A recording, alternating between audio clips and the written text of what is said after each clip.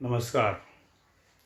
मी advocate B.R. Bornak, advocate high court Mumbai. आज मी माझं पुढचं लेक्चर चालू करतो आहे. ते लेक्चर आहे नॉमिनेशन या विषयावरती. म्हणजे नॉमिनेशन काय आहे, नॉमिनेशन आपण कशासाठी करतो, आणि जो नॉमिनेटर मेंबर असतो म्हणजे ज्यांनी नामनिर्देशन केलेलं असतं. मराठीमध्ये नॉमिनेशनला आपण नामनिर्देशन म्हणतो. नामनिर्देशन जो सभासद करतो त्याच्या मृत्यूनंतर त्याचे जे सहकारी गृहनिर्माण संस्थेमधील जे भाग असतात किंवा त्याचे हितसंबंध असतात ते नामनिर्देशित केलेल्या व्यक्तीच्या नावावरती हस्तांतरित कसे केले जातात, आणि ते हस्तांतरित केल्याच्या नंतर ती जी नामनिर्देशित व्यक्ती असते म्हणजे जो नॉमिनी असतो त्याचं स्टेटस काय असतं सहकारी संस्थेमधलं, किंवा जी प्रॉपर्टी असते त्या प्रॉपर्टीच्या मालकीमधले त्याचं काय स्टेटस असतं. म्हणजे नामनिर्देशित व्यक्तीच्या नावाने सभासदत्व संस्थेचं हस्तांतरित केल्याच्या नंतर नामनिर्देशित व्यक्ती म्हणजे नॉमिनी मेंबर म्हणून सोसायटीमध्ये सभासद दिल्याच्या नंतर त्यांना कोणते हक्क अधिकार प्राप्त होतात हे आपण आजच्या पूर्ण लेक्चरमध्ये बघणार आहोत. तर या लेक्चरमध्ये मी तुम्हाला काही उपविधीमधल्या तरतुदी सांगणार आहे. त्याच्यानंतर आपला महाराष्ट्र सहकारी संस्था कायदा म्हणजे अधिनियम महाराष्ट्र सहकारी संस्था कायदा 1960चा जो आहे त्या कायद्यामधल्या नवीन सुधारणा ज्या झालेल्या आहेत त्या नवीन सुधारणेनुसार काय तरतुदी आहेत त्या मी तुम्हाला सांगणार आहे. आणि त्याच्यानंतर एक सुप्रीम कोर्टाचं एक मोठं जजमेंट आहे. ते सुप्रीम कोर्टाच्या जजमेंटमधला जो महत्त्वाचा भाग आहे म्हणजे ज्या आपल्या आजच्या व्याख्यानासंबंधी आजच्या लेक्चरसंबंधी जो महत्त्वाचा भाग आहे तो मी या ठिकाणी तुम्हाला समजून सांगणार आहे. तर आपण पहिल्यांदा बघूया की नॉमिनेशन म्हणजे नामनिर्देशन यासंबंधी सहकारी गृहनिर्माण संस्थाच्या ज्या उपविधी आहेत ह्या उपविधीमध्ये कोणत्या तरतुदी आहेत. कारण आपण प्रामुख्यानं काय आहे की आपण प्रामुख्यानं सहकारी गृहनिर्माण संस्थांच्या बाबतीमध्ये आपण नॉमिनेशन आणि पुढची जी प्रक्रिया आहे ही बघणार आहोत. त्यामुळे सहकारी गृहनिर्माण संस्थांच्या बाबतीमधलं जर नॉमिनेशन म्हणजे नामनिर्देशन याविषयी जर आपल्याला अभ्यास करायचा असेल तर आपल्याला सहकारी गृहनिर्माण संस्थांचे जे उपविधी आहेत त्या उपविधीचा आपल्याला अभ्यास करायला लागतो. आणि नॉमिनेशन संदर्भात जे उपविधी आहेत सहकारी गृहनिर्माण संस्थांचे जे आपल्या महाराष्ट्र सरकारने जे उपविधी बनवलेले आहेत आणि जे रजिस्ट्रारने आपल्या सहकारी गृहनिर्माण संस्थांसाठी मंजूर करून आपल्याला आदर्श उपविधी म्हणून उपलब्ध करून ठेवलेले आहेत त्यानुसार आपल्या उपविधीमधल्या तरतुदी ज्या आहेत त्याच्यामध्ये उपविधी क्रमांक 32, उपविधी क्रमांक 33 आणि उपविधी क्रमांक 34 यामध्ये प्रामुख्यानं आपल्याला या नामनिर्देशन म्हणजे नॉमिनेशन संदर्भात आपल्याला तरतुदी आढळतात. तर उपविधी क्रमांक 32 मध्ये जी तरतूद आहे ही तरतूद आहे नॉमिनेशन कसं करायचं, त्याची प्रक्रिया काय, आणि हे नामनिर्देशन केलेला जो सभासद आहे त्याला जर नंतर ते नामनिर्देशन जर आपलं जे आहे हे रद्द करायचं असेल किंवा त्याला नवीन नामनिर्देशन करायचं असेल तर कोणती प्रक्रिया आहे ते उपविधी क्रमांक 32 मध्ये दिलेलं आहे. उपविधी क्रमांक 33 मध्ये एखाद्या सभासदांनी संस्थेकडे नामनिर्देशन आपलं दिलं, नामनिर्देशनाचे आपले अर्ज दिले तर त्या अर्जांवरती संस्था पातळीवरती कशा प्रकारे कारवाई करायची आहे, किंवा नंतर ज्या वेळेला एखादा सभासद आपलं नामनिर्देशन रद्द करण्यासाठी अर्ज देईल किंवा ते दुसरं नवीन नामनिर्देशन करण्यासाठी अर्ज देईल त्यावेळी संस्था पातळीवरती कोणती कारवाई केली पाहिजे त्या संबंधातली कार्यपद्धती जी आहे हे उपविधी क्रमांक 33 मध्ये दिलेली आहे. पुढचा उपविधी आहे उपविधी क्रमांक 34. याच्यामध्ये नामनिर्देशन केलेली व्यक्ती म्हणजे नॉमिनेटर मेंबर वारल्याच्या नंतर त्याचे सहकारी गृहनिर्माण संस्थेमधील जे भाग आणि हितसंबंध असतात ते नामनिर्देशित व्यक्तीच्या नावे म्हणजे नॉमिनीच्या नावे हस्तांतरित करण्यासाठीची प्रक्रिया काय आहे, आणि हे नामनिर्देशित व्यक्तीच्या नावे मयत सभासदाचे भाग आणि हितसंबंध हस्तांतर केल्याच्या नंतर नामनिर्देशित व्यक्तीला म्हणजे नॉमिनीला कोणता दर्जा प्राप्त होतो म्हणजे त्याचं स्टेटस काय त्याला मिळतं हे उपविधी क्रमांक 34मध्ये दिलेलं आहे. त्याच्यानंतर आपण सहकारी संस्था कायदा 1960 जो आपला महाराष्ट्राचा आहे, महाराष्ट्र सहकारी संस्था कायदा 1960 जो आहे, त्याच्यामध्ये नवीन सुधारणा ज्या केलेत 2019ला, तर त्याच्यामध्ये कलम 154(ब)(1)(18) क असं आहे. म्हणजे section 154(b)(1) subsection 18 and clause C, म्हणजे अशा प्रकारे ते प्रोव्हिजन आहे. ही जी आहे ही व्याख्या आहे. या ठिकाणी प्रोव्हिजनल मेंबर म्हणजे तात्पुरता सभासद याची ती व्याख्या आहे. ठीक आहे. म्हणजे नॉमिनीच्या नावे भाग आणि हितसंबंध मयत सभासदाचे हस्तांतर झाल्याच्या नंतर नॉमिनीचा दर्जा प्राप्त होतो, तो या नवीन तरतुदीनुसार प्रोव्हिजनल मेंबरचा दर्जा प्राप्त होतो, म्हणजेच तात्पुरतं सभासदत्व प्राप्त होतं. त्या संबंधात पुढे नवीन सुधारणेमध्येच सेक्शन 154(b)(13) आहे, म्हणजे कलम 154(ब)(13) आहे. त्याच्यामध्ये हे एखादा सभासदाचा मृत्यू झाल्याच्या नंतर त्याचे जे संस्थेमधले भाग, हितसंबंध वगैरे आहेत किंवा मालकी हक्क आहे वगैरे, हा कशा प्रकारे हस्तांतरित केला जातो, मृत्यूच्या नंतर, सभासदाच्या मृत्यूनंतर तो कशा प्रकारे हस्तांतरित केला जातो, या संबंधी तरतुदी आपल्याला नवीन जे सुधारणा आहेत कायद्यामधल्या, त्याच्यामधल्या कलम 154(ब)(13) म्हणजे सेक्शन 154(b)(13) आपल्याला आढळून येतात. या ठिकाणी एक महत्त्वाची गोष्ट मी नमूद करतो की ह्याच्यापूर्वी महाराष्ट्र सहकारी कायदा 1960 मधलं कलम 30 जे आहे, ते कलम 30 पण सहकारी गृहनिर्माण संस्थांना लागू होतं. पण आत्ता या संदर्भात कायद्यामध्ये कलम नवीन सुधारणानुसार नवीन कलम 154(ब)(13) सेक्शन 154(b)(13) हे ह्या कलमाखाली वेगळी तरतूद केल्यामुळे सहकारी गृहनिर्माण संस्थांसाठी या कलमाखाली कलम 154(b)(13) म्हणजे सेक्शन 154(b)(13) या कलमाखाली वेगळी तरतूद केल्यामुळं आता जे कलम 30 आहे, हे कलम 30 सहकारी गृहनिर्माण संस्थांना लागू होत नाही, हे प्रामुख्याने लक्षात ठेवा. आता आपल्यासाठी कलम 154(ब)(13) म्हणजे सेक्शन 154(b)(13) खाली या तरतुदी दिलेल्या आहेत. याच्यानंतर आपण बघणार आहोत पुढे की सुप्रीम कोर्टाचं एक महत्त्वाचं जजमेंट आहे, त्या Indrani Wahi versus registrar of cooperative societies and others, अशा प्रकारे सुप्रीम कोर्टाचं एक जजमेंट आहे. त्या जजमेंट संदर्भात पण आपण चर्चा करणार आहोत. आणि नॉमिनेशन नसेल त्यावेळेला जे वारस म्हणून वगैरे पुढे येतात त्यांच्या नावावरतीही कशा प्रकारे हस्तांतरित केलं जातात, म्हणजे भाग आणि हितसंबंध मयत सभासदाचे, त्याबद्दलही आपण या लेक्चर दरम्यान बघणार आहोत. कारण तोही तसा संबंधितच पार्ट आहे, त्यामुळं संबंधित भाग असल्यामुळं तोही आपण इथे आता बघणार आहोत. आता पहिल्यांदा बघू आपण उपविधी क्रमांक 32 मधल्या काय तरतुदी आहेत. तर उपविधी क्रमांक 32 मध्ये नॉमिनेशन कोण करू शकतो आणि कशा प्रकारे करू शकतो या संदर्भात तरतूद अशी आहे की संस्थेचा कोणताही सभासद, आणि आता मेंबर अँड जॉईंट मेंबर, म्हणजे आता नवीन जे तरतुदी आहेत, नवीन तरतुदीमध्ये मेंबर म्हणजे ज्याचं नाव ॲग्रीमेंटवरती पहिलं आहे आणि ॲग्रीमेंटवरती पहिलं असल्यामुळे शेअर सर्टिफिकेटवरती पहिलं येतं, तो मेंबर म्हणजे सभासद. आणि दुसरा जो आहे जॉईंट मेंबर.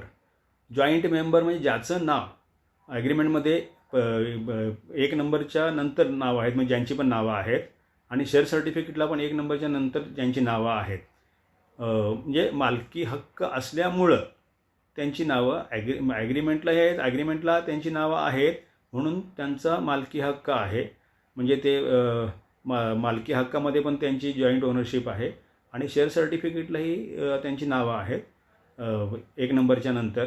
त्यामुळे हे असे जे मेंबर आहेत हे जॉईंट मेंबर. तर मेंबर आणि जॉईंट मेंबर म्हणजे सभासद, त्याचा जो आहे सभासद आणि त्याच्यासोबत असणारे त्याचे जॉईंट मेंबर्स जे आहेत ते या ठिकाणी नॉमिनेशन करू शकतात, म्हणजे नामनिर्देशन करू शकतात. तर नामनिर्देशन कशा प्रकारे करायचं, तर नामनिर्देशन हे स्वहस्ताक्षरामध्ये, प्रामुख्यानं आता उपविधीमध्ये तरतुदीनुसार स्वहस्ताक्षरामध्ये केलं पाहिजे. आणि त्याच्यासाठी विहित नमुन्यातील जो अर्ज आहे म्हणजे प्रिस्क्राईब फॉर्म आहे, म्हणजे आपला आपण जर बायलॉजमध्ये बघितलं, उपविधीमध्ये बघितलं तर त्या ठिकाणी अपेंडिक्स नंबर 14 आहे. तो जो अपेंडिक्स नंबर 14 ज्याला आपण फॉर्म नंबर 14 वगैरे असं म्हणू किंवा अपेंडिक्स नंबर 14 म्हणा, तर तो आहे, तो वापरला जातो. तर त्याची बघू आपण त्याची प्रक्रिया आपण उपविधी क्रमांक 33मध्ये क्लिअर कट बघू आपण त्याच्या बाबतीमध्ये. आता हे नॉमिनेशन करण्यापाठीमागचा पर्पज काय, म्हणजे उद्देश काय? तर उद्देश असा आहे की जी व्यक्ती नॉमिनेशन करते त्या व्यक्ती म्हणजे ती व्यक्ती आपल्या लिखित स्वरूपात संस्थेला एक आपली इच्छा देते की माझ्या मृत्यूनंतर माझे जे संस्थेमधले भाग आणि हितसंबंध आहेत ते मी ज्यांच्या नावाने नॉमिनेशन केलेलं आहे, म्हणजे ज्यांना मी नॉमिनी म्हणून अपॉइंट केलेलं आहे, नामनिर्देशित व्यक्ती म्हणून मी नेमलेलं आहे, त्या व्यक्तींच्या नावे हस्तांतरित करण्यात यावे.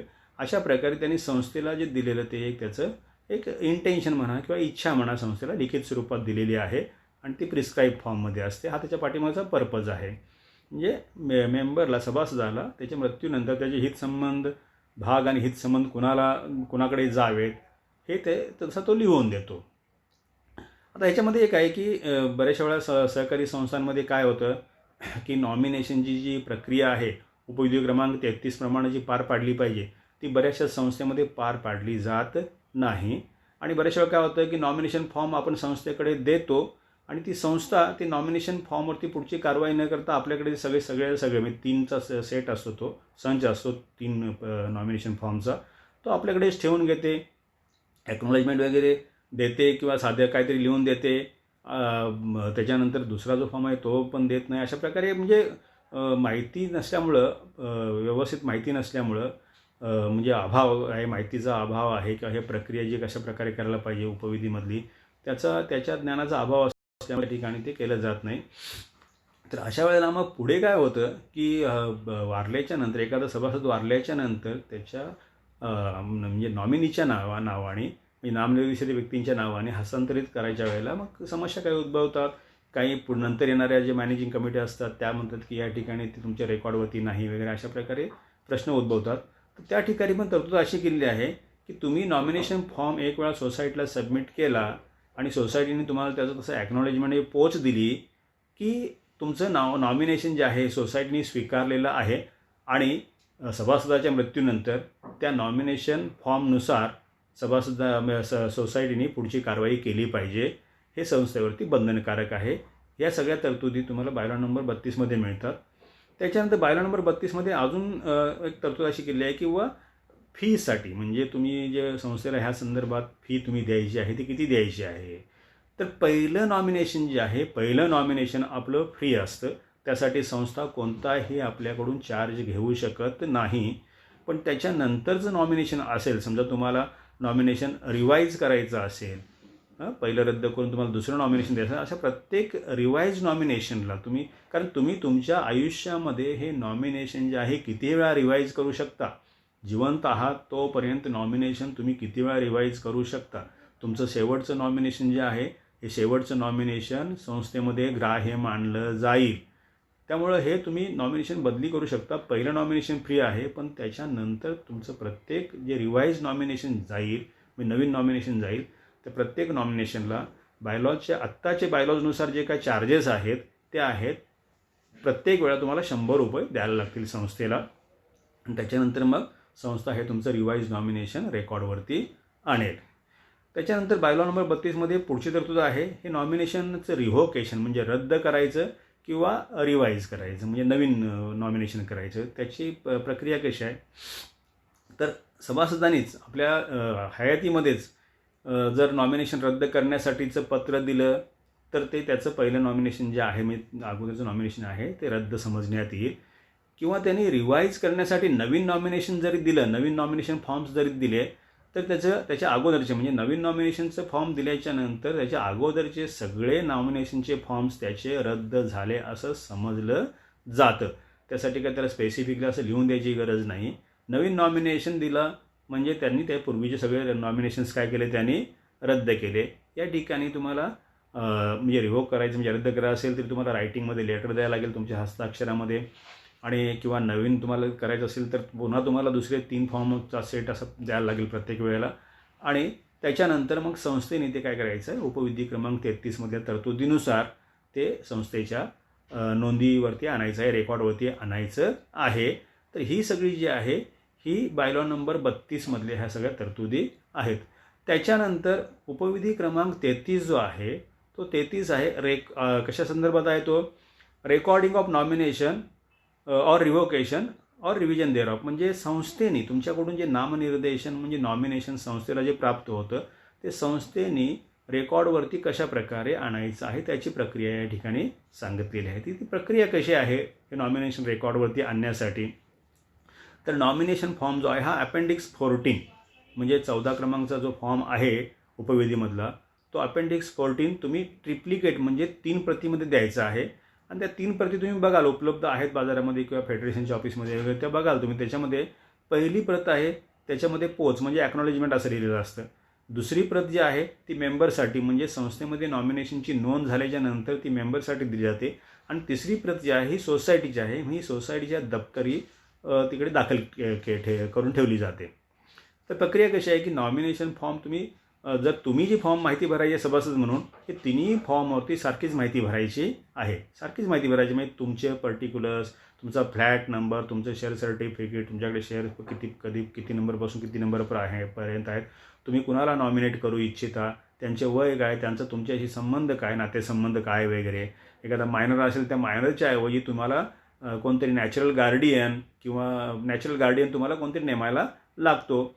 अशा प्रकारे सगळं आहे. आणि त्याच्यापैकी तुम्ही कुणाला मेंबर म्हणून वगैरे नाव कुणाचं सुचवू इच्छिता वगैरे ह्या सगळ्या प्रती. त्या ठिकाणी 2 विटनेस म्हणजे तुमची सही तारीख टाकायची आहे तेव्हा 2 विटनेस समोर तुम्हाला हे फॉर्म भरायचे आहेत. 2 विटनेस झाले त्याच्यानंतर पण त्या ठिकाणी तारीख टाकायची आहे. आणि अशा प्रकारे हा तुम्ही भरलेला फॉर्म जो आहे हे 3 प्रती ज्या आहेत या संस्थेकडे तुम्ही सादर करायच्या आहेत. संस्थेकडे तुम्ही ज्यावेळेला सादर करता त्यावेळी संस्थेने लगेच तुम्हाला त्याची पोच दिली पाहिजे. म्हणजे ॲक्नॉलेजमेंटचा जो नॉमिनेशन फॉर्म आहे तो दिला किंवा साधं दुसरं काहीतरी लिहून दिलं पोच तुमचे नॉमिनेशन फॉर्म मिळाले म्हणून ते सफिशियंट आहे. ते आता मगाशीच बघितलं आपण बायलॉ नंबर 32नुसार की तुमचं नॉमिनेशन संस्थेला मान्य आहे, पोच झालं आहे संस्थेकडे आणि संस्थेने ते स्वीकारलं आहे हे त्याचं कन्क्लुजिव्ह इव्हिडन्स आहे. म्हणजे तो पुरावा आहे. म्हणजे ॲक्नॉलेजमेंट कशी द्यायची, तो ॲक्नॉलेजमेंटचा जो पहिला नॉमिनेशनचा फॉर्म आहे खरं तर तो दिला पाहिजे संस्थेने सेक्रेटरीने सही करून. सेक्रेटरी किंवा तुमच्या नॉमिनेशन फॉर्म या सभासदाचा नॉमिनेशन फॉर्म मिळाला आणि त्यांनी आपली तारीख टाकून आपली सही करून ती जी ॲक्नॉलेजमेंटची कॉपी जी आहे म्हणजे पोच आहे ती त्या सभासदाला दिली पाहिजे. त्याच्यानंतर ज्या पुढच्या 2 प्रती राहतात त्या 2 प्रती त्यांनी पुढे लगेच जी येणारी मॅनेजिंग कमिटी मीटिंग आहे म्हणजे समितीची सभा आहे त्या मॅनेजिंग कमिटी मीटिंगसमोर ठेवायचं आहे. म्हणजे जे काय त्या मॅनेजिंग कमिटी मीटिंगच्या अगोदर नॉमिनेशन फॉर्म्स येतील ते सगळे त्या मॅनेजिंग कमिटी मीटिंगसमोर ठेवायचे आहेत. आणि मॅनेजिंग कमिटी मीटिंग समोर ठेवून बघा सोसायटी किंवा कमिटीनी नॉमिनेशन मंजूर करावं वगैरे असे कुठे नाही, कारण ते संस्थेला बंधनकारक आहे. कारण नॉमिनेशन करणं हा सभासदाचा हक्क आहे, अधिकार आहे. संस्थेच्या मॅनेजिंग कमिटी मीटिंगमध्ये नॉमिनेशन रेकॉर्डवरती घेण्यासाठी फक्त ठेवलं जातं, मंजुरीसाठी नाही. कारण संस्था तुमचे नॉमिनेशन रिजेक्ट करू शकत नाही, कारण तुम्ही सभासद आहात, तुम्हाला तो अधिकार कायद्याने दिलेला आहे आणि तो अधिकार संस्था नाकारू शकत नाही. त्यामुळे संस्था तुमचं नॉमिनेशन रिजेक्ट करू शकत नाही, नाकारू शकत नाही. काय करायचं, सेक्रेटरीने ही सगळी नॉमिनेशन्स जे आहेत पुढे येणाऱ्या मॅनेजिंग कमिटीवर समोर ठेवायची आहेत. मॅनेजिंग कमिटी मीटिंगमध्ये ही सगळी नॉमिनेशन रेकॉर्डवरती आली असं जाहीर करायचं आहे. आणि त्याच्यानंतर 7 दिवसाच्या आतमध्ये म्हणजे ही जी मीटिंग होती मॅनेजिंग कमिटीची त्याच्यानंतर 7 दिवसाच्या आतमध्ये ही सगळी नॉमिनेशन रजिस्टरमध्ये एंट्री करायची आहेत, नोंद करायची आहे त्याची.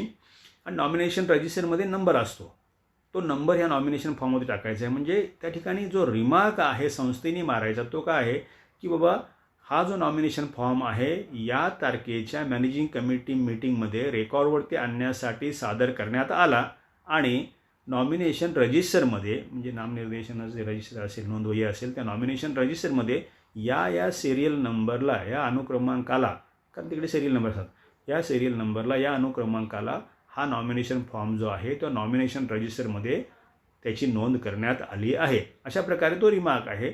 म्हणजे या ठिकाणी त्या मोकळ्या जागा भरायच्या, म्हणजे मॅनेजिंग कमिटीच्या मीटिंगची तारीख टाकायची आणि नॉमिनेशन रजिस्टरमध्ये तो कोणत्या किती तारखेला आणि कोणत्या सिरियल नंबरला तो त्याची नोंद केली गेली हे लिहायचं.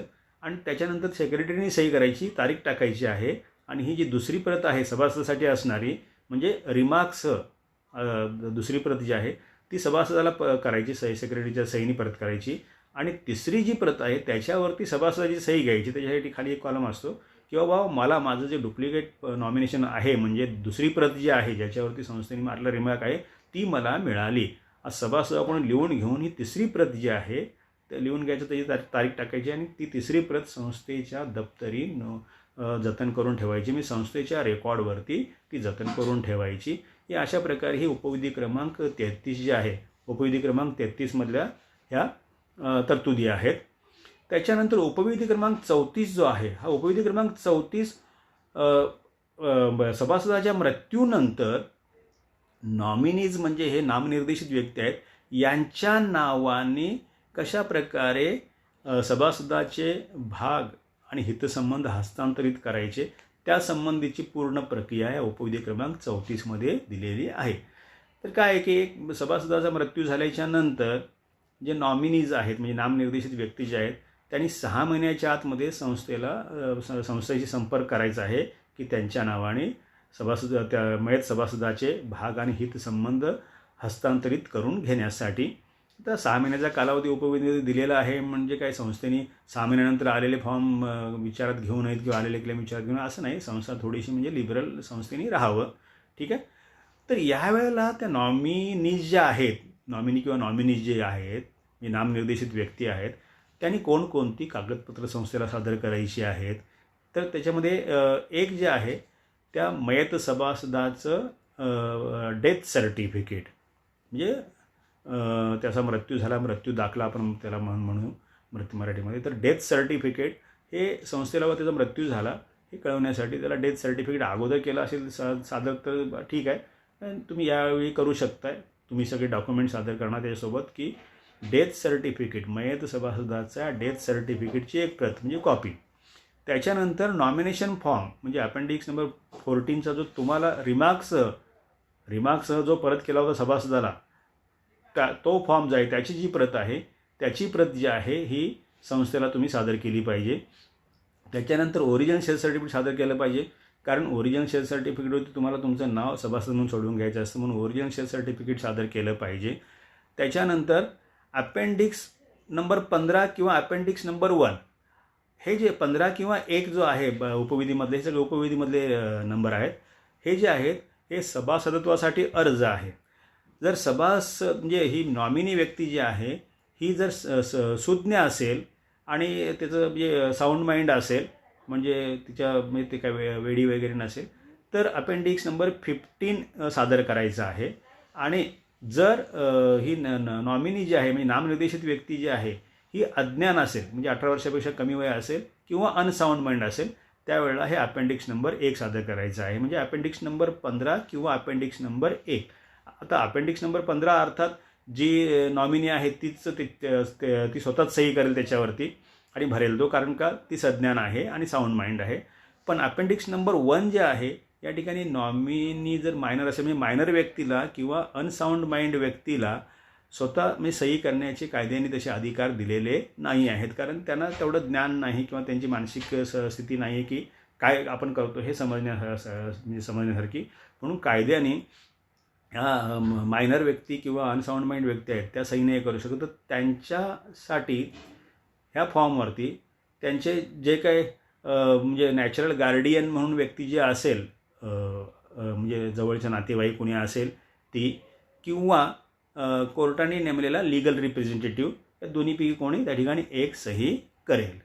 ठीक आहे. म्हणजे अपेंडिक्स नंबर 1 आणि अपेंडिक्स नंबर 15 किंवा अपेंडिक्स नंबर 1 हे सभासदासाठी अर्ज ह्या दोन्हीपैकी एक संस्थेकडे सादर करायचा आहे. त्याच्यानंतर अपेंडिक्स नंबर 3 आहे, म्हणजे 3 नंबरचा फॉर्म आहे तो 200 रुपयाच्या स्टॅम्प पेपरवरती हा फॉर्म तुम्ही ती जी माहिती आहे ती लिहून, म्हणजे एक अंडरटेकिंग आहे, म्हणजे हमी देण्यासारखं आहे संस्थेला, की बाबा ज्या कारणासाठी हा फ्लॅट किंवा हे जे युनिट अलॉट झालेलं आहे मूळ सभासदाला, त्याच कारणासाठी मी किंवा आम्ही वापरू, त्याचा आम्ही त्याच्या बदल करणार नाही. अशा प्रकारे हे अपेंडिक्स 3 जे आहे, अपेंडिक्स नंबर 3 हे अंडरटेकिंग संस्थेला हमीपत्र द्यायचं आहे. हे ₹200 आता ते ₹200 स्टॅम्प पेपरवरती आहे.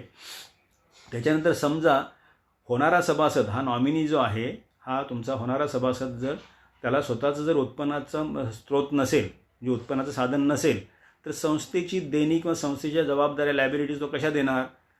म्हणून ती व्यक्ती म्हणजे होणारी सभासद व्यक्ती म्हणजे कमवणारी नाही, उत्पन्नाचा स्रोत नाही आहे, उत्पन्नाचं साधन नाही आहे, तर ती व्यक्ती संस्थेची देणी देण्यासाठी, संस्थेच्या लायबिलिटीज डिस्चार्ज करण्यासाठी ज्याच्यावरती अवलंबून आहे त्या व्यक्तीकडून हे एक अंडरटेकिंग पण घ्यायला पाहिजे, हमीपत्र घ्यायला पाहिजे. तो आहे अपेंडिक्स नंबर 4.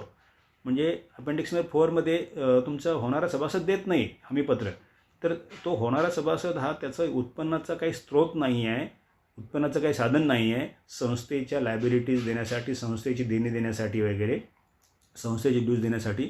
म्हणून संस्थेचे ड्यूज देण्यासाठी किंवा लायबिलिटीज डिस्चार्ज करण्यासाठी ती व्यक्ती याच्यावरती अवलंबून आहे, त्यांनी हमीपत्र द्यायचं आहे ₹200 स्टॅम्प पेपरवरती. किंवा हा सभासदाला स्वतःचा उत्पन्नाचं साधन नाही, स्रोत नाही, तर संस्थेची जी देणी आहेत ही मी देईन, आणि समजा संस्थेची देणी देण्यास मी समर्थ ठरलो तर वसुलीसाठी संस्था माझ्यावरती कारवाई करू शकते. अशा प्रकारे ते अपेंडिक्स नंबर 4 आहे.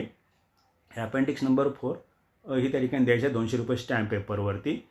तर साधारणतः हे जे आहेत हे फॉर्म तुम्ही एक नॉमिनी ज्यावेळेला असतो, फक्त एकाच नावाने नॉमिनेशन असतं, एकच नॉमिनी असतो, त्यावेळेला ही सगळी प्रक्रिया आहे. तर समजा एकापेक्षा जास्त नॉमिनीज असतील, म्हणजे नॉमिनेशन फॉर्ममध्ये एकापेक्षा जास्त नावं जर लिहिलेली असतील, तर अजून काही अतिरिक्त काही डॉक्युमेंट्स द्यायला लागतात. त्याच्यामध्ये आहे अपेंडिक्स नंबर 18. हा आहे इंडिमनिटी बॉन्ड. इंडिमनिटी बॉन्ड म्हणजे नुकसान भरपाई करण्यासाठी हमीपत्र आहे. हे ₹500 स्टॅम्प पेपरवरती. तर याच्यामध्ये काय असतं की बाबा आम्ही इतके नॉमिनीज आहोत, तर आम्ही नॉमिनीज आहोत त्यापैकी म्हणजे जो सभासद मेंबर बनणार आहे त्या सभासदाने हे इंडिमनिटी बॉन्ड द्यायचा आहे.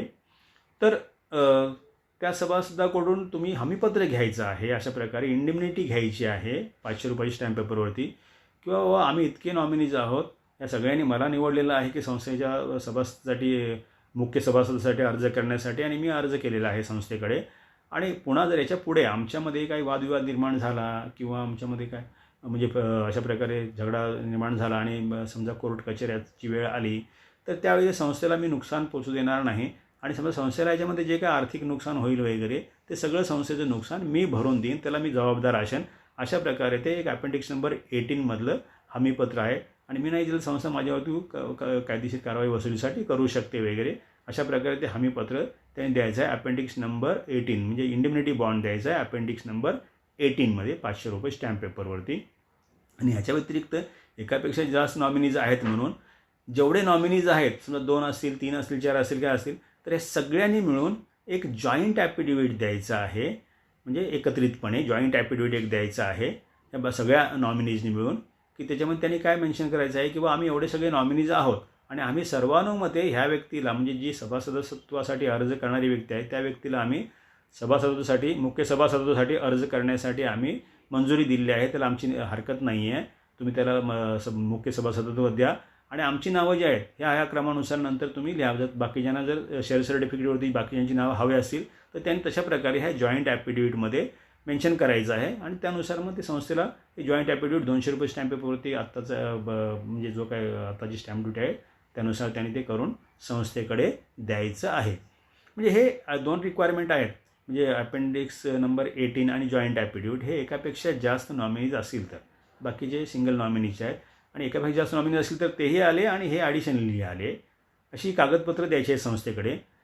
आणि ह्याच्या व्यतिरिक्त पेमेंट किती करायचं आहे संस्थेला नॉमिनी किंवा नॉमिनीच्या नावाने हस्तांतरण करण्यासाठी, तर संस्थेला एक एंट्रन्स फी म्हणजे प्रवेश फी, म्हणजे नॉमिनीला नवीन मेंबरशिप द्यायची आहे म्हणून त्याला एंट्रन्स फी आहे.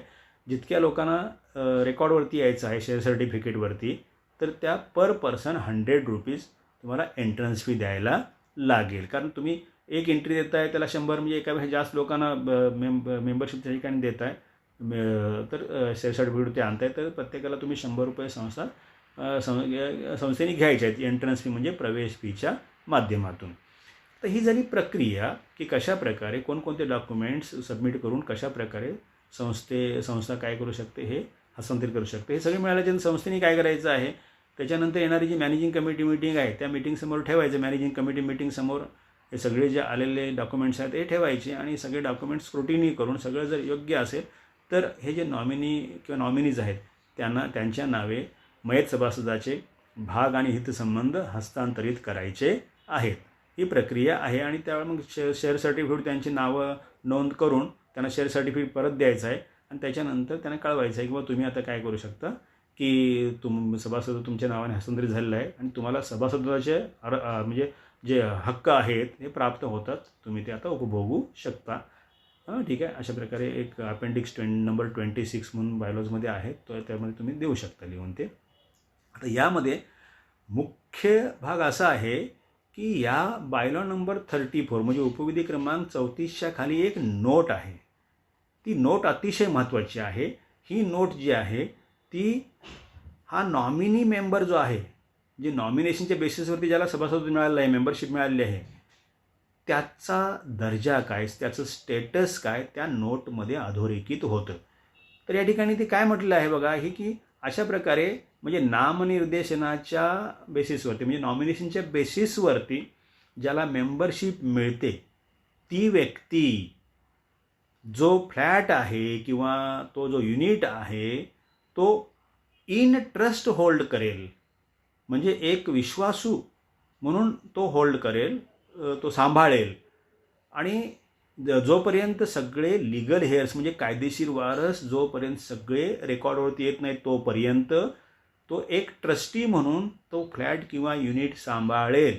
जोपर्यंत सगळे कायदेशीर वारस कायदेशीर प्रक्रिया म्हणजे सक्सेशन वगैरे जे आहे ह्या ती सगळी प्रक्रिया पार पाडून जोपर्यंत हे सगळे लिगल हेअर्स रेकॉर्डवरती येत नाही तोपर्यंत ही नॉमिनी जी व्यक्ती आहे ती नॉमिनी व्यक्ती हा जो फ्लॅट किंवा युनिट आहे हा इन ट्रस्ट होल्ड करेल म्हणजे एक ट्रस्टी म्हणून होल्ड करेल आणि त्याला तोपर्यंत म्हणजे त्या फ्लॅट संदर्भातला कोणताही मालकी हक्काचा अधिकार प्राप्त होणार नाही. लक्षात ठेवा, मालकी हक्काचा कोणताही अधिकार प्राप्त होणार नाही आणि त्याला कोणताही थर्ड पार्टी इंटरेस्ट क्रिएट करता येणार नाही. याचाच अर्थ विकता येणार नाही किंवा त्याला अजून दुसऱ्या कोणत्याही मार्गाने थर्ड पार्टी इंटरेस्ट क्रिएट करता येणार नाही किंवा इतर कोणत्याही प्रकारे त्या फ्लॅटचं हस्तांतरण करता येणार नाही असा स्पष्ट उल्लेख आहे या ठिकाणी.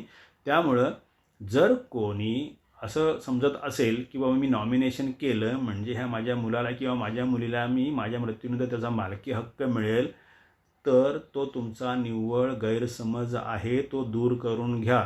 कारण नॉमिनेशन करता हे फक्त तुमचं संस्थेमधले शेअर्स आहेत, भाग हितसंबंध संस्थेमधले आहेत. फक्त संस्था स्थापन झाल्याच्या नंतर तुम्ही जे घेतलेत ते फक्त संस्थेमधले भाग हितसंबंध त्या नॉमिनीच्या नावाने हस्तांतरित होतात.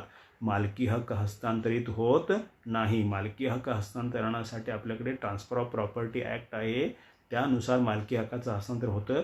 Maharashtra cooperative societies act 1960 Maharashtra सहकारी संस्था 1960 किंवा उपविधीमधून प्रमाणे मालकी हक्काचं हस्तांतरण होत नाही. हे लक्षात ठेवा की नॉमिनेशनमुळं नॉमिनी जो कोणी असेल त्याला मालकी हक्क मिळत नाही.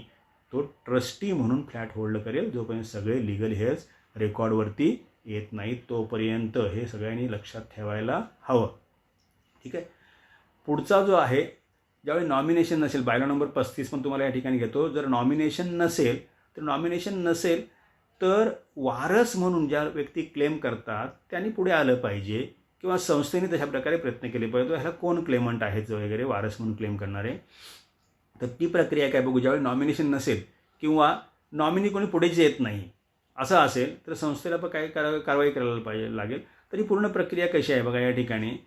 तर म्हणजे नॉमिनेशन ज्या वेळेला नसेल त्यावेळेला उपविधी क्रमांक 35 प्रमाणे जी व्यक्ती हेअर म्हणजे वारस म्हणून क्लेम करतील किंवा संस्थेला वाटेल की ही वारस आहेत तर ती जी हस्तांतरणाची प्रक्रिया आहे, भाग आणि हितसंबंध, ती काय, ही उपविधी क्रमांक 35 मध्ये दिलेली आहे. म्हणजे कोणी वारस म्हणून पुढे आलं, म्हणजे नॉमिनेशन नसेल किंवा कोणी नॉमिनी पुढे नाही आला तर ही प्रक्रिया राबवायची आहे. त्याच्यामध्ये काय आहे की समजा कोणी पुढे आलं तर त्यांनी संस्थेला डेथ सर्टिफिकेट द्यायचं आहे, त्या मयत सभासदाचं डेथ सर्टिफिकेटसोबत ओरिजिनल सर्टिफिकेट द्यायचं आहे. आणि ह्या प्रक्रियेमध्ये संस्थेने काय करायचं आहे की कोणी पुढे आला किंवा नाही जरी आला तरी संस्थेने एक अपेंडिक्स नंबर 16 मध्ये एक पब्लिक नोटीसचा नमुना आहे. त्या नमुन्यामध्ये पब्लिक नोटीस 2 लोकल न्यूजपेपरमध्ये पब्लिश करायची आहे. आणि त्याच्यामध्ये ज्यांचे हितसंबंध आहेत त्या मयत सभासदाच्या भाग आणि संस्थेमधल्या हितसंबंधामध्ये ज्यांचा इंटरेस्ट आहे किंवा ज्यांचा क्लेम आहे त्यांच्याकडून क्लेम्स त्यांचे मागवायचे आणि त्यासाठी एक ठराविक कालावधी द्यायचा. अशा प्रकारे नोटीस संस्थेच्या नोटीस बोर्डवरती लावायची. आणि तो जो दिलेला कालावधी आहे, तुम्ही काय 15 दिवस 20 दिवस जो काय तो संपल्याच्या नंतर मग संस्थेने काय करायचं, संस्था पातळीवरती पुढे हे हस्तांतरणासाठीची प्रक्रिया राबवायची आहे. तर पुढे म्हणजे ही पब्लिक नोटीसची फॉर्मॅलिटी झाल्याच्या नंतर पुढे कोणकोणते फॉर्म्स किंवा कोणकोणते डॉक्युमेंट्स संस्थेकडे आले पाहिजेत क्लेम करणाऱ्या लोकांकडून, तर त्या ठिकाणी एक अपेंडिक्स नंबर 17 जो आहे किंवा अपेंडिक्स नंबर 1, तर अपेंडिक्स नंबर 17 किंवा अपेंडिक्स नंबर 1 जे आहे हे ॲप्लिकेशन फॉर मेंबरशिप आहे, म्हणजे सभासदत्वासाठी अर्ज आहे. तर अपेंडिक्स नंबर 17 कोण देईल, जर तो सज्ञान असेल आणि साऊंड माइंड असेल तर तो स्वतःच सही करून टाकून देईल, सगळं स्वतःच भरून वगैरे देईल. आणि पुन्हा अपेंडिक्स नंबर 1 जो आहे, जर तो येणारा क्लेम करणारी व्यक्ती जी आहे ती समजा मी ज्याच्या तर्फे क्लेम केला गेलेला आहे किंवा वारस जो आहे तो समजा संस्थेच्या नजरेतून एकमेव वारस वगैरे कोणी असेल आणि ती जर व्यक्ती अज्ञान असेल आणि किंवा अनसाऊंड माइंड असेल तर अशा वेळा ते अपेंडिक्स नंबर 1 भरून द्यायचं आहे. आणि तो अर्थात नॅचरल गार्डियन किंवा लिगल रिप्रेझेंटेटिव्ह सही करेल. तर हे सभासदासाठी अर्ज करायचा आहे. पुढे या ठिकाणी मात्र जो इंडिम्निटी बॉन्ड आहे या ठिकाणी मॅन्डेटरी आहे, अ मस्ट. म्हणजे एक क्लेमंट असू देत, हेअर म्हणून किंवा अनेक असू देत, एक जरी असेल तर या ठिकाणी इंडिम्निटी बॉन्ड घ्यायचाच. कारण का या ठिकाणी थोडं संस्थेने जास्त काळजी घ्यायची आहे. कारण आत्ता एक आहे क्लेम करतोय पण बाकी नंतर येऊ शकतात कोणी, कारण हे काय नॉमिनेशन नाही आहे, संस्थेला माहीत नाही की एक्झॅक्ट त्यांचे क्लेमंट्स किती आहेत वगैरे. म्हणून संस्थेने अशा प्रकारे अपेंडिक्स नंबर 19 मध्ये तो एक इंडिम्निटी बॉन्ड घ्यायचा आहे ₹500 स्टॅम्प पेपरवरती. त्याच्यामध्ये हेच किंवा आता मी क्लेम करतोय आणि ह्याच्यानंतर जर कोणी नॉमिनी पुढे आला किंवा कोणी वारस पुढे आला काय किंवा कोणी क्लेमंट पुढे आला की जी मयत व्यक्ती आहे त्याच्यामार्फत जर कोणी क्लेमंट वगैरे पुढे आला तर त्याच्या भाग आणि हितसंबंधामध्ये क्लेम करण्यासाठी, तर की संस्थेला मी त्याची काही म्हणजे नुकसान होऊ देणार नाही. जे काय वादावाद होईल किंवा लिटिगेशन होईल, म्हणजे कोर्ट कचेऱ्या ज्या काय केल्या जातील त्या ठिकाणी संस्थेला जो काय खर्च येईल तो सगळा खर्च मी भरेन, संस्थेला मी सुरक्षित ठेवेन, संस्थेला कोणत्याही प्रकारचं नुकसान मी होऊ देणार नाही. आणि झालंच तर मी ते भरून देईन किंवा संस्था माझ्याकडून वसूल करून घेऊ शकते. अशा प्रकारे ते अपेंडिक्स 19 मध्ये तो इंडिम्निटी बॉन्ड ₹500 स्टॅम्प पेपरवरती घ्यायचा आहे. या ठिकाणी एक जरी क्लेमंट असेल तरीही घ्यायचा आहे, एक असेल अनेक असेल. नॉमिनेशनमध्ये कसं होतं, एकापेक्षा जास्त असेल तरच घ्यायचा होता इंडिम्निटी बॉन्ड अपेंडिक्स 18 मध्ये, इथे नाही. इथे मस्ट अपेंडिक्स 19 हा आवश्यकच आहे. त्याच्यानंतर पुन्हा इथे आला बघा अपेंडिक्स नंबर 3 ₹200 स्टॅम्प पेपरवरती, म्हणजे ज्या पर्पजसाठी फ्लॅट किंवा युनिट अलॉट झालेला आहे त्या पर्पजसाठीच मी वापरेन. अशा प्रकारे जो तुमचा होणारा सभासद आहे त्याच्याकडून ते अंडरटेकिंग घ्यायचं आहे. आणि हा जो होणारा सभासद आहे ह्याचं जर का स्वतःचा इन्कम सोर्स नसेल, म्हणजे उत्पन्नाचा स्रोत नसेल किंवा उत्पन्नाचं साधन नसेल, तर पुन्हा या ठिकाणी अपेंडिक्स नंबर 4 आला ₹200 स्टॅम्प पेपरवरती, की जो होणारा सभासद ज्याच्यावरती संस्थेची देणी किंवा बाकीच्या लॅबिलिटीज देण्यासाठी अवलंबून आहे त्या व्यक्तीकडून हे अपेंडिक्स नंबर 4 पुन्हा या ठिकाणी आला, तो घ्यायचा आहे. ठीक आहे. तर हे सगळे काय आलं की हे नॉर्मल कोर्समध्ये एवढे सगळे फॉर्म तुम्हाला ही प्रक्रिया करायची आहे पब्लिक नोटीस. या ठिकाणी एकापेक्षा जास्त जर क्लेम करणारे लोक असतील वारस म्हणून तर संस्थेने ॲडिशनल डॉक्युमेंट जे घ्यायचे आहे त्यामध्ये जॉईंट ॲफिडेव्हिट. या ठिकाणी ॲडिशनल डॉक्युमेंट एकापेक्षा जास्त जर क्लेमंट्स असतील किंवा वारस म्हणून क्लेम करणारे लोक असतील तर जॉईंट ॲफिडेव्हिट घ्यायचं आहे. आणि हे जॉईंट ॲफिडेव्हिट ₹200 स्टॅम्प पेपरवरती सगळ्यांकडून एकत्रित घ्यायचं आहे ते. त्याच्यामध्ये किंवा आम्ही सगळे वारस म्हणून आमचा क्लेम आहे याच्यावरती आणि आम्ही आमच्यापैकी ह्या व्यक्तीला सभासदासाठी आम्ही आमचं ना हरकत देतो, त्याला तुम्ही सभासद करून घ्या आणि बाकी आमची नावं तुम्ही अशा क्रमाने शेअर सर्टिफिकेटवरती लिहा वगैरे अशा प्रकारे. आणि आमच्यामध्ये काय पुढे समजा वादविवाद निर्माण झाले वगैरे किंवा अजून कुणी काय क्लेम केला त्याला आम्ही जबाबदार असू, संस्थेला काय नुकसान होईल ते आम्ही भरून देऊ. अशा प्रकारे ते एक जॉईंट ॲफिडेव्हिट द्यायचं आहे ह्या एकापेक्षा जास्त क्लेमंट्स असतील त्याने. आणि या ठिकाणी पेमेंटचा जो भाग आहे, या ठिकाणी पेमेंटचा भाग म्हणजे 100 रुपये आहेत पर हेअर. जे क्लेम करणारे जेवढे व्यक्ती आहेत ज्यांना शेअर सर्टिफिकेटवरती ज्यांना यायचं आहे रेकॉर्डवरती नावं त्यांची, त्यांनी पर पर्सन 100 रुपये एंट्रन्स फी म्हणजे प्रवेश फी संस्थेला द्यायची आहे. आता हे झाल्याच्यानंतर संस्थेने काय करायचं आहे, सेक्रेटरीने हे सगळं ज्या डॉक्युमेंट्स वगैरे पेमेंट आल्याच्यानंतर पुढच्याच मॅनेजिंग कमिटीसमोर ठेवून हे मंजूर करून घ्यायचं आहे. आणि मंजूर करून घेतल्याच्यानंतर मग जे काही हेअर त्याचं नाव मेंबर म्हणून लिहायचं आहे वगैरे ते मग रेकॉर्डवरती आणायचं, मेंबरशिपच्या रजिस्टरवरती शेअर सर्टिफिकेटवरती वगैरे आणायचं आहे सगळीकडे. म्हणजे मेंबरशिपचं रेकॉर्ड जिथे जिथे आहे तिथे ते नोंद करायची आहे. आता ह्याच्यामध्ये एक मुख्य म्हणजे तरतूद अशी केली आहे की समजा ह्या ठिकाणी एकापेक्षा जास्त लोक क्लेम करत असतील आणि त्यांच्यामध्ये जर एकमत होत नसेल की कोणी सभासद बनायचं वगैरे, कारण सभासद मुख्य एकच बनू शकतो पण प्रत्येकजण बोलत असेल की मला बनायचं आहे, तर मग तो गोंधळ होईल. मग तसं असा काय तर त्यांच्यामध्ये जर झगडा वगैरे निर्माण झाला समजा, किंवा मॅनेजिंग कमिटीला असं बुवा हे कोण वारस नक्की हे ठरवणं जर शक्य होत नसेल, अवघड जात असेल, तर मॅनेजिंग कमिटीने या ठिकाणी की सावध भूमिका घ्यायची आणि त्यांना सांगायचं की बाबा रे तुम्ही कोर्टात जा आणि कॉम्पिटंट कोर्टाकडून तुम्ही वारस दाखला सक्सेशन सर्टिफिकेट घेऊन या आणि कोर्टाकडून डायरेक्शन्स घेऊन या, तर मग त्याला अनुसरून आम्ही तुमची नावं सोसायटीच्या रेकॉर्डवरती आम्ही घेऊ. तोपर्यंत आम्ही कोणत्याही प्रकारे कारवाई करणार नाही, कारण या ठिकाणी आम्ही कोणतीही रिस्क घेणार नाही, आम्ही कोणती जबाबदारी घेणार नाही, कारण तुमच्यामध्ये एक वाक्यता होत नाही किंवा नक्की कोण सभासद व्हायचं हे ठरवता येत नाही. त्यामुळं तुम्ही सक्सेशन सर्टिफिकेट घेऊन या, त्याच्यानंतर आम्ही पुढची कारवाई करू. तोपर्यंत संस्थेने स्टेटस को मेंटेन करायचं आहे, म्हणजे जैसे ते परिस्थिती मेंटेन करायची आहे. तर ही जी तरतूद आहे ही बायलॉ नंबर 34 मधली आहे. आता पुढे आपण काय ह्या सगळ्या झाल्या बायलॉमधल्या म्हणजे उपविधीमधल्या तरतुदी झाल्या. आता आपण जो कायदा आहे महाराष्ट्र सहकारी संस्था कायदा किंवा अधिनियम 1960 जो आहे त्यामध्ये आता नवीन सुधारणा झाली. त्या नवीन सुधारणेनुसार ज्या तरतुदी या संदर्भात केल्या गेलेल्या आहेत त्याही आपण बघू. त्या आहेत म्हणजे सेक्शन 154B1(18)C याच्याखाली व्याख्या दिलेली आहे, म्हणजे प्रोव्हिजनल मेंबरची व्याख्या दिलेली आहे. कारण नॉमिनी हा मेंबर बनल्यानंतर प्रोव्हिजनल म्हणजे तात्पुरता मेंबर म्हणून राहील अशा प्रकारे तरतूद आहे. ते आहे सेक्शन 154B1(18)C म्हणजे अशा प्रकारे, म्हणजे 154B1 हा मुख्य सेक्शन आहे, त्याच्यानंतर 18 हा सब सेक्शन आहे आणि C जे आहे म्हणजे त्याचं क्लॉज आहे तो, म्हणजे यामध्ये डेफिनेशन दिलेले आहे. तर डेफिनेशन कशी आहे बघा, मी इंग्रजीमध्ये वाचतो.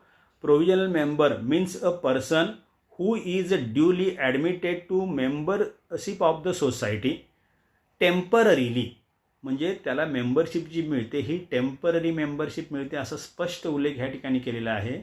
म्हणजे आफ्टर डेथ ऑफ अ मेंबरच्या मृत्यूनंतर on the basis of nomination, म्हणजे नॉमिनेशनच्या बेसिसवरती ज्याला मेंबरशिप मिळते ती टेम्पररी मेंबरशिप मिळते. तो टेम्पररीली मेंबरशिपला ॲडमिट केला जातो, म्हणजे त्याला मेंबर म्हणून टेम्पररी मेंबर म्हणून मी तात्पुरता सभासद म्हणून त्याला त्या ठिकाणी प्रवेश दिला जातो. म्हणजे कधी ज्यावेळेला नॉमिनेशनच्या बेसिसवरती मेंबरशिप मिळाली तर till the admission of legal heir or hairs as the member of the society in place of disease member. म्हणजे हे कायदेशीर वारस जे कोण आहे ते कायदेशीर वारस किंवा म्हणजे अनेक वारस ह्यांना संस्थेच्या रेकॉर्डवरती सभासद म्हणून येईपर्यंतच ह्या नॉमिनीची मेंबरशिप असेल. म्हणजे मेंबरशिप नॉमिनीची जी आहे ही तात्पुरत्या स्वरूपाची असणार आणि त्या मेंबरशिपला काय म्हटलेलं आहे या कलमाखाली प्रोव्हिजनल मेंबर म्हणजे तात्पुरता सभासद असं म्हटलेलं आहे सेक्शन 154B1(18)C. ओके. तर त्या पुढे कलम 154B13 जे आहे म्हणजे सेक्शन 154B13 जे आहे हे काय सांगतं, त्याच्यामध्ये transfer of interest on death of a member, म्हणजे सभासदाच्या मृत्यूनंतर त्याचे संस्थेमधले जे काही हितसंबंध आहेत ते हस्तांतरित करण्यासाठीच्या तरतुदी ह्या 154B13 आहेत. आता ह्या तरतुदी काय आहेत बघा, म्हणजे पूर्वी सेक्शन 30 आता 30 लागू नाही, त्यामुळे ह्या तरतुदी 154B13 आता लागू आहे. तर ह्याच्यामध्ये पहिलं प्राधान्य जे दिलेलं आहे ते पहिलं प्राधान्य म्हणजे हे जे काय कायदेशीर डॉक्युमेंट्स जो कोणी आणेल, आपला मालकी हक्कामध्ये आपला हक्क आहे, राईट आहे, जे इन टायटल अँड ओनरशिप हे सिद्ध करणारं डॉक्युमेंट कोण आणेल त्याला सभासदाच्या मृत्यूनंतर सभासदत्वाचा म्हणजे पहिला मोका दिला जाईल. आणि जोपर्यंत हे डॉक्युमेंट्स कोणी आणणार नाही तोपर्यंत नॉमिनीला किंवा नॉमिनेशन नसेल तर वारसाला, वारस म्हणून जो पुढे येईल, ॲक्च्युली वारस म्हणून जो पुढे येईल त्याला, कायदेशीर वारस ते कोर्टाकडून सिद्ध करायचं असतं. पण सोसायटीच्या लेवलला जेव्हा ठीक आहे हा मुलगा आहे, हा वारस आहे किंवा बायको आहे वारस आहे, आपण तात्पुरत्या स्वरूपासाठी ठरवू शकतो. तर नॉमिनेशन असेल तर त्याला, म्हणजे असे 3 पर्याय या ठिकाणी आहेत 154B13 पहिल्यांदा प्राधान्य जर असेल ते डॉक्युमेंट्स कुठले आहेत बघा, टेस्टामेंटरी डॉक्युमेंट्स. टेस्टामेंटरी डॉक्युमेंट म्हणजे खास करून तुमचं जेव्हा मृत्यूपत्र असतं, मृत्यूपत्राचं प्रोबेट कोर्टाकडून करून घेतलं जातं, तर ह्याला आपण टेस्टामेंटरी डॉक्युमेंट म्हणणार. पुढे किंवा टेस्टामेंटरी डॉक्युमेंट किंवा सक्सेशन सर्टिफिकेट म्हणजे वारस हक्काचा वारस दाखला हाही कोर्टाकडून दिला जातो, किंवा लिगल हेअरशिप सर्टिफिकेट. काही अथॉरिटीज आहेत त्यांना लिगल हेअरशिप सर्टिफिकेट देण्याचे अधिकार आहे, ते किंवा कोर्टाकडून पण घेता येतं. त्याच्यानंतर किंवा डॉक्युमेंट ऑफ फॅमिली अरेंजमेंट म्हणजे फॅमिली अरेंजमेंट डीड वगैरे असते. तर ह्यापैकी कोणतंही एक डॉक्युमेंट समजा तुम्ही दिलं तर ते डॉक्युमेंट काय सिद्ध करतं की त्या डॉक्युमेंटमध्ये ज्याचे नावं आहेत किंवा ह्या प्रॉपर्टीचा मालक हा बनू शकतो, हा बेनिफिशियरी आहे वगैरे, तर ते त्या प्रॉपर्टीमध्ये किंवा फ्लॅटमध्ये युनिटमध्ये मालकी हक्कासाठी हकदार आहे, त्यांना मालकी हक्क तो मिळतो त्या प्रॉपर्टीचा, फ्लॅटचा वगैरे. तर अर्थात आता ते मालकी हक्कामध्ये त्यांचा हक्क आहे, म्हणजे टायटल किंवा ओनरशिपमध्ये त्यांचा हक्क आहे, म्हणजे नॅचरली काय आहे की त्यांना संस्थेला त्यांना मेंबरशिप द्यायलाच लागेल. तर हे डॉक्युमेंट्स मग ह्याच्यापैकी कुठलं एखादं डॉक्युमेंट जरी संस्थेकडे आलं तर तुम्ही त्याला मेंबरशिप देऊ शकता संस्था. आणि ती मेंबरशिप जी असेल ही मेन मेंबरशिप असेल, ही काय टेम्पररी वगैरे नसणार, कारण त्यांनी जे आवश्यक ते कायदेशीर कागदपत्र संस्थेला दिलेलं आहे, त्याचा मालकी हक्क सिद्ध करणारं कायदेशीर जे कागदपत्र आहे त्यांनी संस्थेला दिलेलं आहे. आता समजा हे जर कागदपत्र कोणाकडे ह्यापैकी कुठलं एखादं कागदपत्र नसेल तर मीन टाईम संस्थेने काय करायचं आहे, नॉमिनेशन असेल तर नॉमिनीच्या नावाने ट्रान्सफर करायचं. आणि या ठिकाणी नॉमिनीच्या नावाने ट्रान्सफर करतेवेळी किंवा वारसाच्या नावाने ट्रान्सफर करतेवेळी ह्या दोघांपैकी कोणाच्या नावाने ट्रान्सफर करतेवेळी त्यांना तात्पुरत्या स्वरूपात मेंबरशिप द्यायची आहे प्रोव्हिजनल मेंबर म्हणून. म्हणजे नॉमिनी असेल किंवा कोणी वारस म्हणून बायलॉ नंबर 35 कोणी आला असेल तर जी मेंबरशिप द्यायची आहे ती प्रोव्हिजनल मेंबरशिप असणार आहे. बघा, नॉमिनी शॅल बी असं म्हटलेलं आहे त्या ठिकाणी, nominee shall be admitted as a provisional member till legal heir or heirs or a person who is entitled to the flat and shares in accordance with succession law or under will or testamentary document are admitted as a member. म्हणजे ही जी documents आहेत त्या डॉक्युमेंटपैकी एखादं document घेऊन म्हणजे जो हक्कदार आहे मालकी हक्कामध्ये त्याला जोपर्यंत सभासदत्व दिलं जात नाही तोपर्यंत नॉमिनीचं सभासदत्व आहे हे प्रोव्हिजनल मेंबर म्हणून असेल आणि हे टेम्पररी बेसिसवरती असेल. बघा, पुन्हा या ठिकाणी ते अधोरेखित केलेलं आहे. पुढे वारसाला जरी तुम्ही अशा प्रकारे बायलॉ नंबर 35 जो वारस येतो त्याच्या बाबतीमध्ये काय म्हटलं आहे, if no nomination is there म्हणजे society can admit such person as provisional member. बघा, म्हणजे सोसायटी नॉमिनेशन असेल तरी ज्याला ॲडमिट करायचं आहे तोही प्रोव्हिजनल मेंबर असणार आहे. As may appear to the committee to be the heir or legal representative of the deceased member. म्हणजे संस्थेच्या नजरेतून जी व्यक्ती वारस आहे किंवा लिगल रिप्रेझेंटेटिव्ह आहे संस्थेला वाटतं तर त्याला संस्था तात्पुरत्या स्वरूपात सभासदत्व देऊ शकते प्रोव्हिजनल मेंबर म्हणून, ज्या वेळेला नॉमिनेशन नसेल तर. म्हणजे कायदेशीर तरतुदी पण स्पष्ट आहेत. नॉमिनी किंवा बायलॉ नंबर 35 जो वारस झाले म्हणजे वारस म्हणून मेंबर झालेला असेल त्यांना जी मिळणारी मेंबरशिप आहे ही पूर्णपणे तात्पुरत्या स्वरूपाची आहे. प्रोव्हिजनल मेंबर यापैकी एखादं डॉक्युमेंट, टेस्टामेंटरी डॉक्युमेंट किंवा सक्सेशन सर्टिफिकेट किंवा लिगल हेअरशिप सर्टिफिकेट किंवा फॅमिली अरेंजमेंट डीड किंवा डॉक्युमेंट यापैकी एखादं डॉक्युमेंट संस्थेकडे एखादी व्यक्ती आणत नाही तोपर्यंतच ह्यांची मेंबरशिप चालू राहील. ह्यापैकी हे डॉक्युमेंट घेऊन कोणी व्यक्ती आली की मग संस्था त्यांना रितसर रेग्युलर मेन मेंबरशिप देईल आणि ऑटोमॅटिक काय होईल की हा नॉमिनी जो मेंबर आहे किंवा हेअर म्हणून ज्याला मेंबरशिप मिळालेली आहे त्यांची मेंबरशिप संपुष्टात येईल. म्हणजे तोपर्यंत त्यांची मेंबरशिप, म्हणून पुन्हा एकदा लक्षात ठेवा, नॉमिनेशन किंवा हेअरशिपच्या बेसिसवरती जी मिळणारी मेंबरशिप आहे ती मालकी हक्क देत नाही आणि ती कायमस्वरूपाची मेंबरशिप नव्हे, ही तात्पुरत्या स्वरूपाची आहे आणि मालकी हक्काशी त्याचा काहीही संबंध नाही. त्यामुळे नॉमिनेशन करून मालकी हक्क मिळतो वगैरे हा गैरसमज बाजूला ठेवून द्या आणि जे रितसर डॉक्युमेंट्स करायला पाहिजेत मालकी हक्काच्या हस्तांतरणासाठी ते करा. म्हणजे तुम्ही हयातीमध्ये गिफ्ट करा किंवा नंतर विल करा, ते सांगणारच आहे पुढच्या स्टेलमध्ये. आता या ठिकाणी तुम्हाला सांगतो की केस लॉ काय आहे.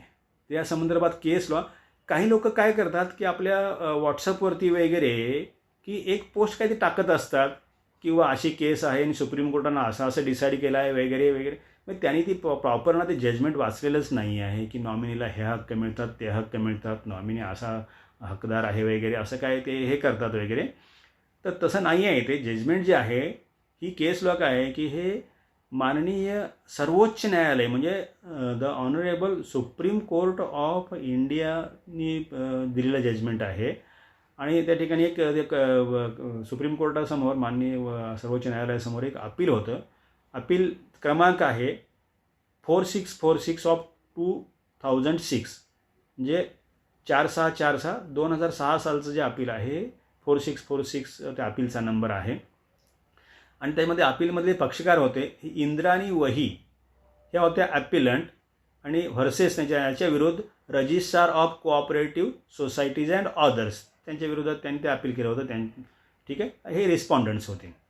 ठीक आहे. तर त्या ठिकाणी जे जजेस होते, ऑनरेबल जजेस जे होते, तर ऑनरेबल जस्टिस जगदीश सिंग खेर म्हणून होते आणि ऑनरेबल जस्टिस सी नागप्पन म्हणून होते. आणि हे जजमेंट जे आहे हे 10 मार्च 2016 या रोजी दिलेलं आहे, 10 मार्च 2016. तर ह्या जजमेंटचे स्पेसिफिक पॅराज मी तुम्हाला सांगतो, त्या पॅराजमध्ये काय म्हटलं आहे. तर त्या ठिकाणी पॅरा नंबर 19 जो आहे त्या जजमेंटचा, तर त्याच्यामध्ये काय म्हटलं आहे, the cooperative society is liable to transfer the share or interest of a member in the name of the nominee. म्हणजे मेंबर जो डिसीज मेंबर आहे त्याचे शेअर आणि इंटरेस्ट जे आहे कोऑपरेटिव्ह सोसायटीने नॉमिनीच्या नावाने हस्तांतरित केले पाहिजेत. म्हणजे शेअर अँड इंटरेस्ट म्हणजे भाग आणि हितसंबंध हस्तांतरित केले पाहिजेत. ठीक आहे. तर ह्या बेसिसवरती लोक ते काय म्हणजे असं काय ते वेगळा क्लेम करतात किंवा वेगळी ती पोस्ट करतात. पण पॅरा नंबर 20मध्ये ते एवढं क्लिअर केलेलं आहे की त्याच्यामध्ये सरळ म्हटलं आहे की जे आतापर्यंत आपण बघितलं उपविधीमध्ये म्हटलेलं किंवा आपल्या महाराष्ट्र सहकारी संस्था कायदा 1960मध्ये जे म्हटलेलं आहे ते आहे की पॅरा नंबर 20मध्ये काय म्हटलं आहे बघा. मी तो ठराविक पार्ट तुमच्यासमोर ठेवतो. The cooperative society has no option whatsoever except to transfer the membership in the name of nominee. म्हणजे मेंबरशिपसाठीचं ते प्रकरण होतं, त्यामुळं कोर्टाने काय स्टँड घेतलं की मेंबरशिप नॉमिनीच्या नावाने हस्तांतरित करण्याव्यतिरिक्त संस्थेसमोर आता काही पर्याय नाही आहे, त्यामुळे संस्थेने मेंबरशिप ट्रान्सफर केली पाहिजे. त्याच्या पुढे म्हणजे न्यायालयाने खूप चांगल्या प्रकारे नमूद केलेलं आहे that would have no relevance to the issue of title. म्हणजे ही जी मेंबरशिप नॉमिनीच्या नावाने हस्तांतरित होईल that would have no relevance to the issue of title, म्हणजे ओनरशिप म्हणजे मालकी हक्काचा जो काय मुद्दा आहे त्याच्याशी ह्यांचा काही संबंध नाही. नॉमिनेशन आहे म्हणून तुम्हाला मेंबरशिप द्यायची आहे, याचा मालकी हक्काशी काही संबंध नाही. बघा, that would have no relevance to the issue of title between the inheritors or successors to the property of the deceased. म्हणजे मयत सभासदाच्या इस्टेटीमधला प्रॉपर्टीमधला जो काय हिस्सा इनहेरिटर्स किंवा सक्सेसर्स म्हणजे वारस जे आहेत त्यांना मिळाला पाहिजे, वारसा हक्क आणि मालकी हक्क जो मिळाला पाहिजे त्याच्याशी या मेंबरशिपचा, नॉमिनेशनच्या बेसिसवरच्या मेंबरशिपचा काहीही संबंध नाही. म्हणजे तो जो इश्यू आहे तो त्यांना मिळणारच, म्हणजे त्यांचा जो हक्क आहे तो त्यांना मिळणारच. आणि पुढे असं म्हटलं आहे it shall however be open to the other members of the family to pursue. त्या ठिकाणी एकच व्यक्ती असल्यामुळे हीच म्हटलेलं आहे his case of succession or inheritance. म्हणजे दुसरी जी व्यक्ती क्लेमंट आहे, दुसरी व्यक्ती जी क्लेम करते त्याला आपली केस आहे सक्सेशन और इनहेरिटन्स म्हणजे वारसा हक्काचा जो कायदा आहे त्या कायद्याखाली आपली जी केस आहे ती केस त्याला पुढे कोर्टात घेऊन जाण्याची पूर्ण मुभा आहे त्या सभासदाला, if he is so advised in consonance with law. म्हणजे कायद्यानुसार त्याला जर जायचं असेल कुठल्या कोर्टामध्ये आपला मालकी हक्क सिद्ध करण्यासाठी तर त्या मालकी हक्काखाली तो जाऊ शकतो. म्हणजे कोर्टाने ह्या केसमध्ये काय सांगितलेलं आहे की फक्त मेंबरशिप नॉमिनीला मिळते, याचा मालकी हक्काशी काही संबंध नाही. जे वारसा हक्काने मालकी हक्क मिळतो तो त्या व्यक्तींना मिळू शकतो आणि त्याने त्या प्रकारे मग कोर्टातून योग्य मध्ये मगाशी मी सांगितलं की टेस्टामेंटरी डॉक्युमेंट्स वगैरे सांगितलं किंवा म्हणजे अशा प्रकारे किंवा तुमचं सक्सेशन सर्टिफिकेट सांगितलं, सक्सेशन सर्टिफिकेट त्यांनी या ठिकाणी लागू होतं. सक्सेशन सर्टिफिकेट घेऊन आला तर त्याचाही क्लेम त्या प्रॉपर्टीमध्ये जातो. त्यामुळे कोर्टाने क्लिअर केलेलं आहे की नॉमिनेशनच्या बेसिसवरती जे काय मिळतं ही फक्त मेंबरशिप असते आणि त्याचा संबंध मालकी हक्काशी नसतो. मालकी हक्कामध्ये बाकीचे जे वारस आहेत त्यांचाही हक्क आहे आणि तो ते प्रॉपर सक्सेशन सर्टिफिकेटसाठी कोर्टात जाऊन तो हक्क आपला ते मिळवू शकतात. अशा प्रकारे हे सुप्रीम कोर्टाचं जजमेंट आहे. त्यामुळं याबाबतीत सुप्रीम कोर्टाने क्लिअर केलेलं आहे की नॉमिनेशनच्या बेसिसवरती जे काय मिळते ही मेंबरशिप मिळते.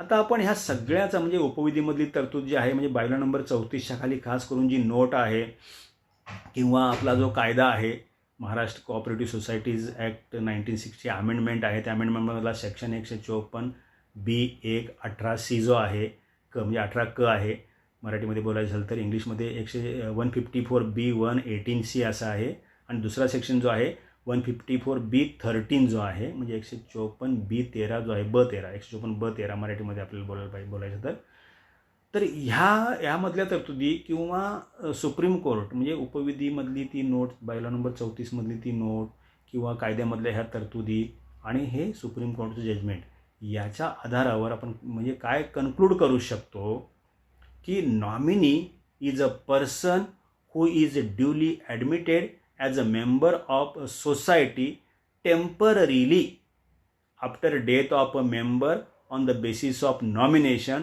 till the admission of legal heir or heirs as a member of the society in place of deceased member. म्हणजे नॉमिनीला जे सभासदत्व मिळतं हे टेम्पररी असतं जोपर्यंत जे कायदेशीर वारस वगैरे आहेत, वारसा हक्क दाखला किंवा टेस्टामेंटरी डॉक्युमेंट जी लिस्ट आहे त्यापैकी एखादं डॉक्युमेंट ते घेऊन येत नाहीत तोपर्यंतच त्याला मेंबरशिप मिळते. ती टेम्पररी स्वरूपाची असते, तात्पुरत्या स्वरूपाची असते. जर का ते डॉक्युमेंट्सपैकी एखादं डॉक्युमेंट कोणी घेऊन आला तर नॉमिनीची मेंबरशिप संपुष्टात येईल.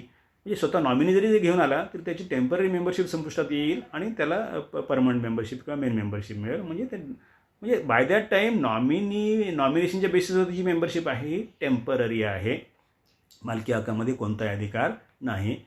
किंवा आपण असं म्हणू शकतो की nominee shall be admitted as a provisional member till legal heir or heirs or a person who is entitled to the flat and shares in accordance with succession law or under will or testamentary document are admitted as member of the society. म्हणजे nominee जो असतो हा provisional member म्हणून temporary member म्हणून admit केला जातो जोपर्यंत एखादी व्यक्ती कुठले एखादं टेस्टामेंटरी डॉक्युमेंट किंवा विल किंवा बाकी सक्सेशन सर्टिफिकेट वगैरे कुठले असे एखादं डॉक्युमेंट ती आणत नाही तोपर्यंतच त्या नॉमिनीला टेम्पररी मेंबरशिप प्रोव्हिजनल मेंबरशिप मिळते, मालकी हक्क मिळत नाही.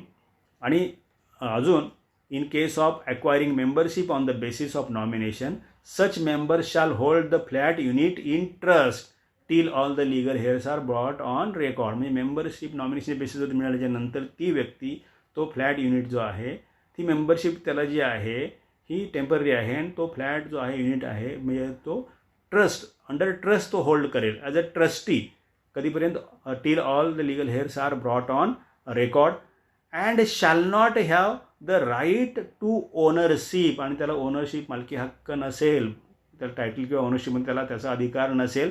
And shall not create third party interest create करू शकत नाही किंवा दुसऱ्या कुठल्याही प्रकारचं ॲलिनेशन तो फ्लॅटवरती क्रिएट करू शकत नाही.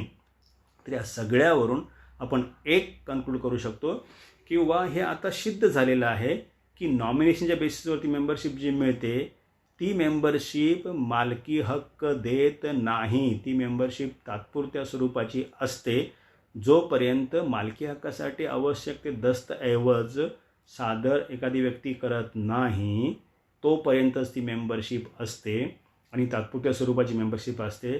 त्याचा मालकी हक्काशी काहीही संबंध नसतो. नॉमिनीला कोणत्याही प्रकारे फ्लॅट किंवा युनिट किंवा प्रॉपर्टीमध्ये मालकी हक्क मिळत नाही. त्यामुळे हे सगळ्यांनी लक्षात ठेवा की नॉमिनेशन ज्यावेळी करता त्यावेळी नॉमिनेशन हे तुमच्या नॉमिनीला मालकी हक्क देत नाही. तर ह्याऐवजी तुमच्यासमोर पर्याय काय आहेत? जर तुम्ही तुमच्या हयातीमध्ये जर तुमचं कोण डिअर वन असतील किंवा मुलगा मुलगी पत्नी वगैरे ह्यांना जर तुम्हाला मालकी हक्कच द्यायचा असेल तर तुमच्या हयातीमध्येच द्यायचा असेल, तुम्हाला ते बघायचं असेल किंवा माझा मुलगा किंवा मुलगी या माझ्या फ्लॅटची मालक बनलेली आहे, तर it is best way to execute a gift deed. म्हणजे बक्षीसपत्र गिफ्ट डीड करणं हे अतिशय चांगलं. तुमच्या हयातीमध्ये तुम्ही काय करता, त्या फ्लॅटची किंवा त्या युनिटची मालकी ओनरशिप जी आहे तुम्ही तुमचे जे काय प्रिय व्यक्ती आहे, मुलगा मुलगी किंवा ज्याला तुम्हाला द्यायचं आहे त्याला तुम्ही देऊ शकताय गिफ्ट डीड. किंवा असं तुम्हाला वाटत असेल किंवा आपण आपल्या हयातीमध्ये नको द्यायला, पण आपल्या मृत्यूनंतर ही जी माझा फ्लॅट आहे किंवा माझी प्रॉपर्टी आहे किंवा युनिट आहे हे माझ्या ह्या मुलाला मिळालं पाहिजे, मुलीला मिळालं पाहिजे किंवा बायकोच्या नावाने झालं पाहिजे तुमच्या मृत्यूच्या नंतर, असं जर तुम्हाला वाटत असेल आणि गिफ्ट डीड करणं तुम्ही थोडंसं ते रिस्की समजत असाल, सेपर साईडला जाऊन तुम्हाला करायचं असेल, तर तुम्ही मृत्यूपत्र करा, विल करा आणि त्या विलमध्ये तुमची एक एक प्रॉपर्टी कोणाला मिळाली पाहिजे हे मेन्शन करा. वकिलाचा सल्ला घ्या, तर तुम्हाला ते विल तुम्हाला बनवून दिलं जाईल. तर म्हणजे हयातीमध्ये असेल तर गिफ्ट डीड करा किंवा तुमच्या मृत्यूनंतर तुम्हाला मालकी हक्क एखाद्या व्यक्तीला द्यायचा असेल तुमच्या म्हणजे घरातल्या व्यक्तीला, तर तुम्ही तसं मृत्यूपत्र करा आणि ह्या डॉक्युमेंटच्या आधारे जे मिळणारं म्हणजे हक्क आहे, अधिकार आहेत ते मालकी हक्क असतील. आणि हे जर तुम्ही केलं नाही तर मग वारसा हक्क दाखल्यासाठी वगैरे म्हणजे succession certificate, legal heirship certificate किंवा नंतर मग सगळ्यांनी मिळून फॅमिली अरेंजमेंट डीड वगैरे एक्झिक्यूट करायला लागेल. तो नंतरचा भाग आहे, ते लोक ठरवतील. पण तुम्ही जर तुमच्यातर्फे जर तुम्हाला काय करायचं असेल तर नॉमिनेशन करून मी अमक्या एका बाबा माझ्या डिअर वनला किंवा म्हणजे मुलाला किंवा मुलीला जर मी मालकी हक्क देतोय असं जर तुमचा समज असेल तर तो गैरसमज आहे. नॉमिनेशन हे फक्त तात्पुरती मृत्यूच्या नंतर तात्पुरती मेंबरशिप देण्यासाठी आहे. मालकी हक्काशी त्याचा काहीही संबंध नाही. त्यामुळं हे आता तुमच्यावरती आहे. तरी नॉमिनेशन करणं हे ॲडवायजेबल आहे. कारण का, मृत्यूनंतर कोणतरी ते व्यक्ती तुमच्या फ्लॅटसाठी प्रतिनिधी म्हणून आली पाहिजे. नाहीतर तुम्ही मग गिफ्ट डीड करा, तुमच्या हयातीमध्ये तुमचा हक्क सोडून द्या किंवा विल करा. मृत्यूनंतर त्या विलच्या बेसिसवरती जे कोण तुमचा मुलगा मुलगी कोणी असेल वगैरे पत्नी त्यांना त्या ठिकाणी सभासदत्व मिळेल. पण नॉमिनेशन आणि मालकी हक्क याचा काही संबंध नाही.